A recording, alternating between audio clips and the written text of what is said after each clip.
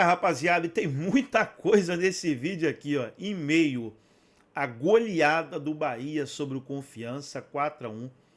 Temos aqui a coletiva do Rogério Ceni, que falou após a partida.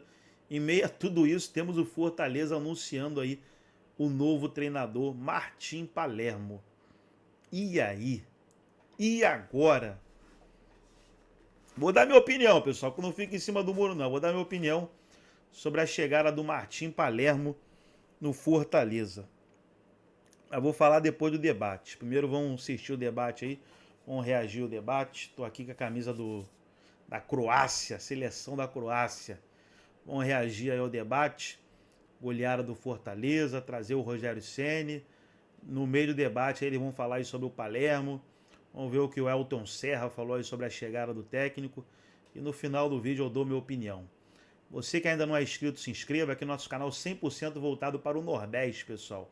Aqui no RB Futebol 100% Nordeste. Você vê aqui que os três são do Nordeste. Bahia, Confiança e o Fortaleza. Então, três no Nordeste. Nosso canal aqui voltado por Nordeste. Você que é torcedor do esporte, Santa Cruz. Ó, tô na torcida pro Santa Cruz subir. Vamos subir, Santa Cruz. O Botafogo da Paraíba, Ceará, Vitória, Asa, CSA, CRB, falou de Clube do Nordeste, é aqui no nosso canal RB Futebol. Vamos aí para o pós-jogo e depois eu dou minha opinião sobre a chegada aí do Palermo.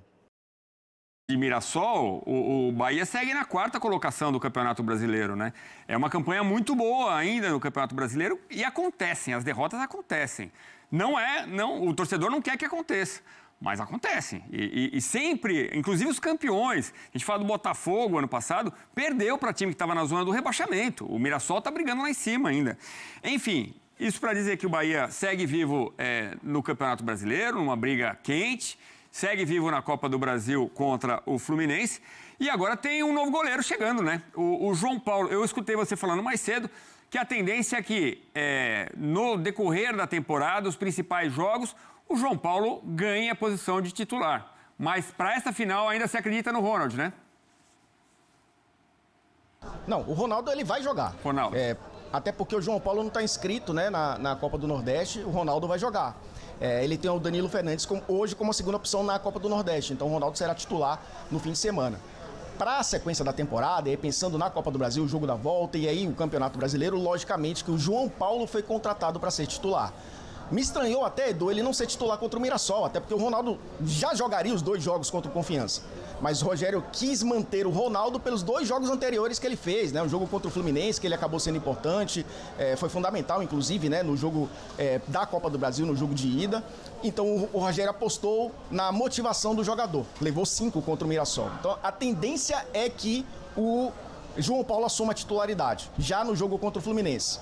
Mas a gente sabe que futebol tudo pode acontecer. A gente esperava o João Paulo titular contra o Mirassol. Ele já tem mais tempo de casa, está se adaptando aos treinamentos, está conhecendo melhor o elenco, então é um cara que tem esse status, né, de ter sido contratado para ser titular da equipe, até pela saída do Marcos Felipe, que foi para o futebol turco. Ronaldo será titular no fim de semana, Edu, isso é certeza. A partir daí eu já não tenho tanta certeza assim. Não cravo o João Paulo titular. Diria que é 80-20 para ele ser titular, mas esses 20 pode se tornar 80 para o Ronaldo, a depender do que ele faça no fim de semana. Olha, o passe do William José foi bonito, hein, para esse lance aí. O ataque se encontrando muito bem ali, se procurando. E o Bahia poderia ter vencido demais, não seria exagero, não. A gente vê algumas chances perdidas pelo tricolor de aço contra o time, os proletários do Confiança. Ô, Elton, eu vou pedir uma licença. Daqui a pouquinho a gente vai também com o Rogério Ceni falando sobre essa grande vantagem que o Bahia consegue em Aracaju. Mas já que estamos no assunto Copa do Nordeste, o Bahia joga a finalíssima em casa, na Arena Fonte Nova, onde passou por um campeonato cearense, né? Passou por Ceará, passou por Fortaleza e o Fortaleza é notícia agora urgente. Acabou de anunciar o seu novo treinador, o Fortaleza, que demitiu o Renato Paiva. Tá aí, ó. Martim Palermo, é esperado no Centro de Experiência Alcides Santos já nos próximos dias para treinar a equipe com foco no jogo contra o Vitória, no dia 13 de setembro. O acordo vai até o final de 2025, quer dizer, até o final deste ano, com opção de renovação até o fim da próxima temporada. E aí ele traz auxiliares Diego Canha, Christian Leis e 2 preparadores físicos, Gastão Mendonça e Esteban Herrera, além do analista Renato Cornejo. E o Marcelo Paz, que é o CEO do Fortaleza, disse o seguinte: buscamos um treinador que tivesse impacto no vestiário, um profissional respeitado que vem crescendo na carreira. Martim Palermo, eu fiquei só imaginando o encontro entre Fortaleza e São Paulo. Palermo contra Crespo, hein? 2 grandes atacantes, Elton, da seleção argentina, que podem se encontrar agora como adversários, como treinadores. O que você achou dessa opção? Tem que se provar como técnico agora. A carreira de jogador foi brilhante. Ficou marcado por perder 3 pênaltis naquela passagem dele pelo Boca, mas e pela seleção argentina também, né? Mas é um cara que está construindo a sua carreira. O Fortaleza volta a fazer o movimento que fez com o Vojvoda. O Vojvoda é um pouco mais experiente, né, do que o Palermo, apesar de ter transitado por times médios e pequenos, né, da América do Sul. Mas construiu a sua carreira no Brasil a partir do Fortaleza. Fortaleza aposta de novo num técnico estrangeiro e aposta num técnico, entre aspas, desconhecido para o futebol brasileiro, né? A gente conhece o Palermo, você trouxe aí todo o histórico dele, mas tem que se provar como treinador. E se provar como treinador, Edu, com o Fortaleza na zona de rebaixamento, precisando de uma sequência de resultados para sair do Z4, o objetivo é se manter na Série A do Campeonato Brasileiro, mas é um desafio muito grande, porque o Fortaleza mudou o seu patamar dentro do futebol brasileiro. Não é o Fortaleza do Vojvoda quando ele chegou em 2021. É um Fortaleza que disputa a competição internacional todo ano, é um Fortaleza vice-campeão da Copa Sul-Americana, é um Fortaleza que é o atual campeão, até o sábado, é o atual campeão da Copa do Nordeste. É um clube que mudou o seu patamar dentro do futebol brasileiro. Então a responsabilidade acaba sendo muito grande para um técnico que vai ter que se provar, obviamente, num futebol que gosta de moer treinadores, né? Que é o futebol brasileiro. É a dança das cadeiras, né? Eu tenho minhas dúvidas quanto à escolha, no sentido de que é um cara que não conhece muito do futebol brasileiro, né? Essa é a questão. Ele é treinador desde 2012, Godoy Cruz, Arsenal de Sarandi, União Espanhola do Chile, Pachuca no México, Curicó Unido é Colômbia, né? Platense, Olímpia do Paraguai e Fortaleza agora. Então chega o Martim Palermo o Curicó é do Chile.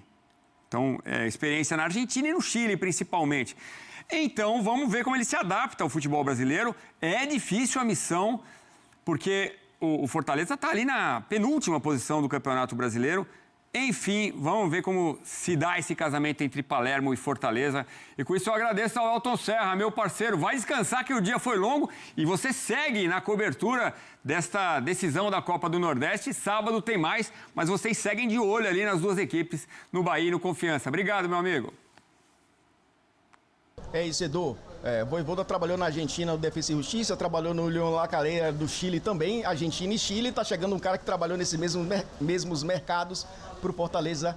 Uma coincidência aí do novo técnico do Fortaleza. Um grande abraço, Edu, para você, para nossa equipe, pro Fã de Esportes. Volto já nessa quinta-feira pela manhã, a Copa do Nordeste não acabou. Eu vou para um lugar desconhecido a partir de amanhã, viu, Edu? Vou para Salvador, o jogo da volta em Salvador.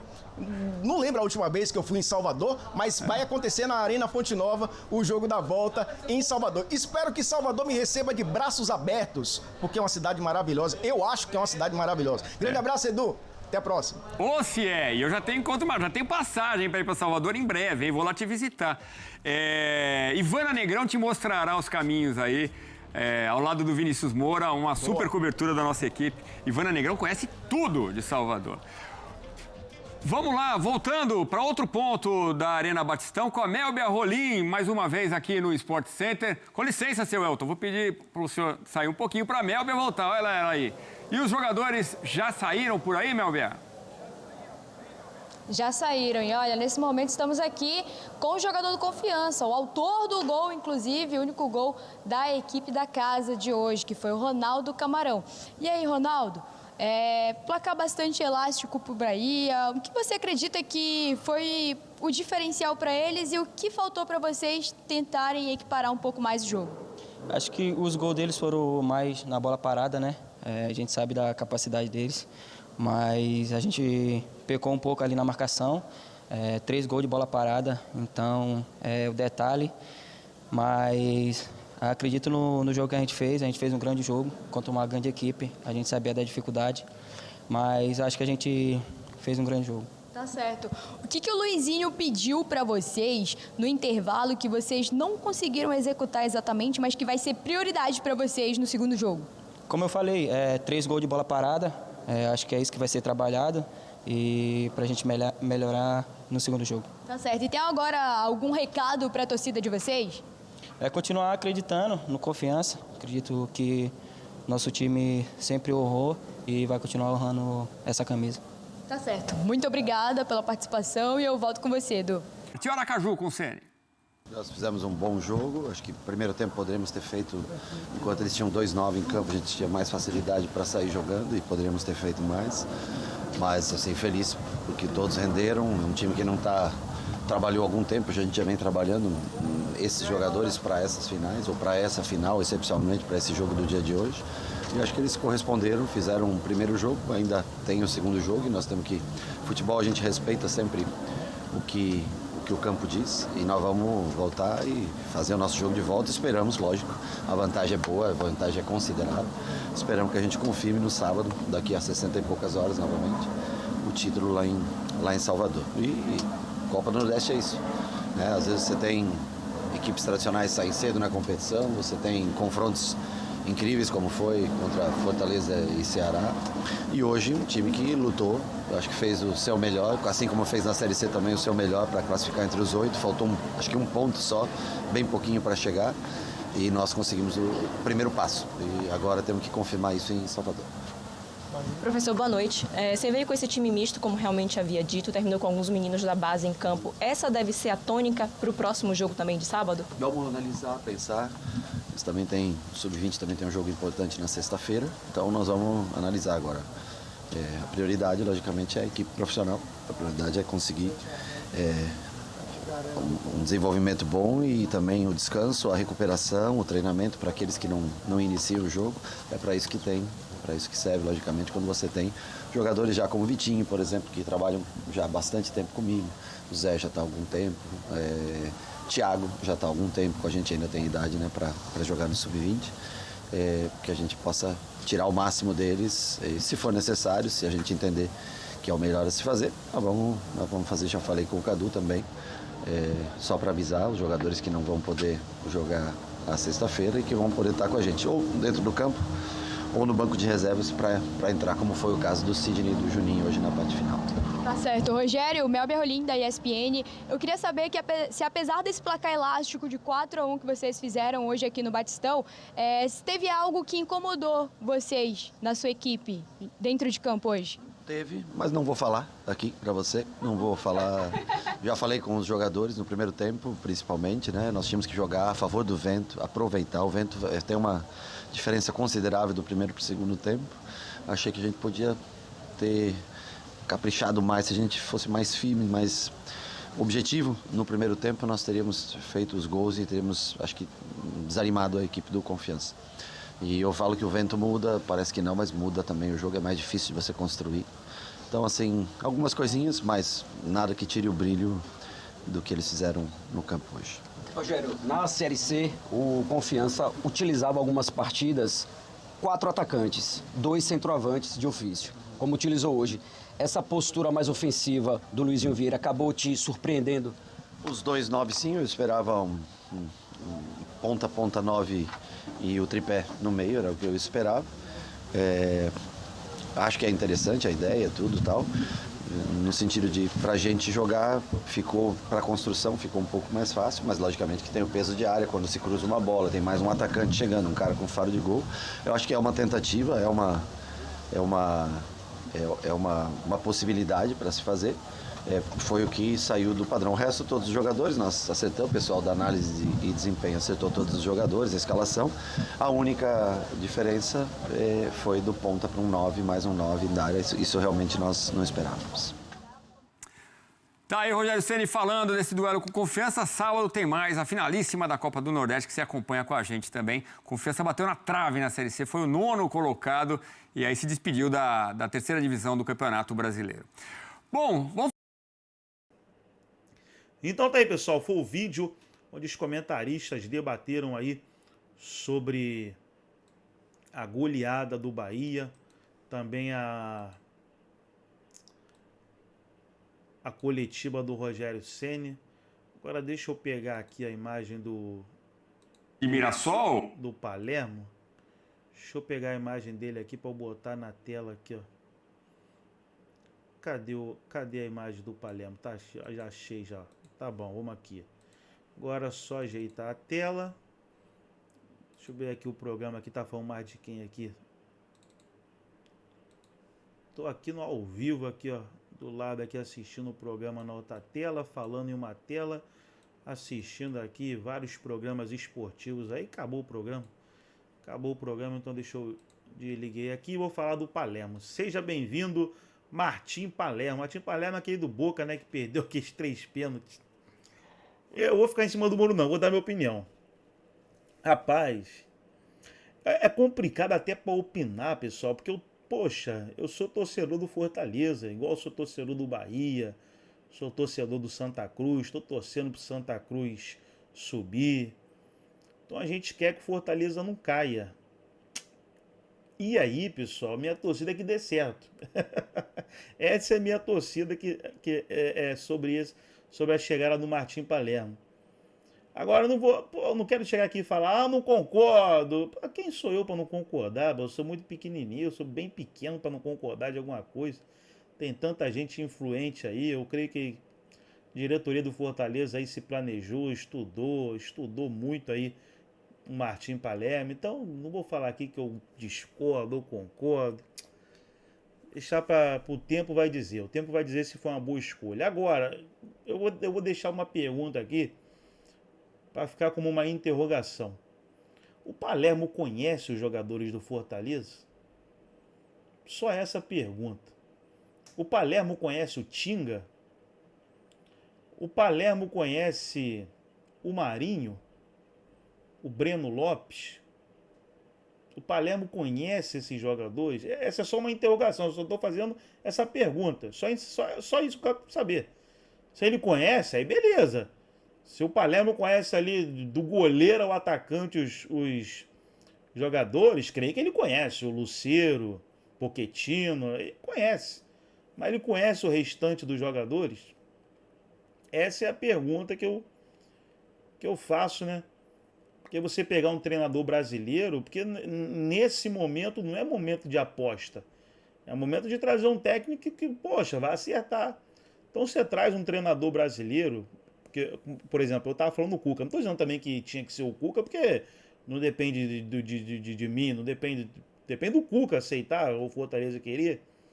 Mas pelo menos um técnico brasileiro conhece os jogadores do Fortaleza todo. Do goleiro ao atacante, conhece todos. Agora, o Palermo conhece? Essa é a pergunta. O Palermo conhece? Pelo menos ele vai ter aí alguns dias para trabalhar. Vamos ver, hoje é dia 4, né? Dia 4. Vamos colocar, vai chegar hoje, né? Hoje, dia 4. Tem até o dia 13 para treinar a equipe. Vai assistir alguns jogos aí do Fortaleza, com certeza. Vai assistir os jogos do Fortaleza que teve, para ver ali mais ou menos como o time jogava, como o esquema que agrada a ele, onde cada jogador pode se encaixar. Mas como eu falei, não é hora de aposta, não é hora de aposta.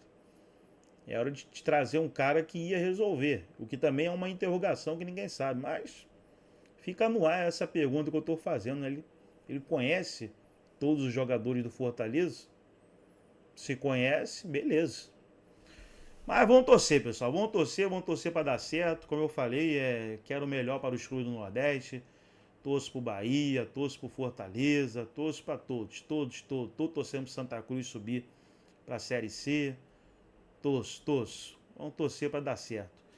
Forte abraço a todos, pessoal. E como eu digo, você que está até aqui me aturando aqui, ó. Beijo para você. Deus te abençoe.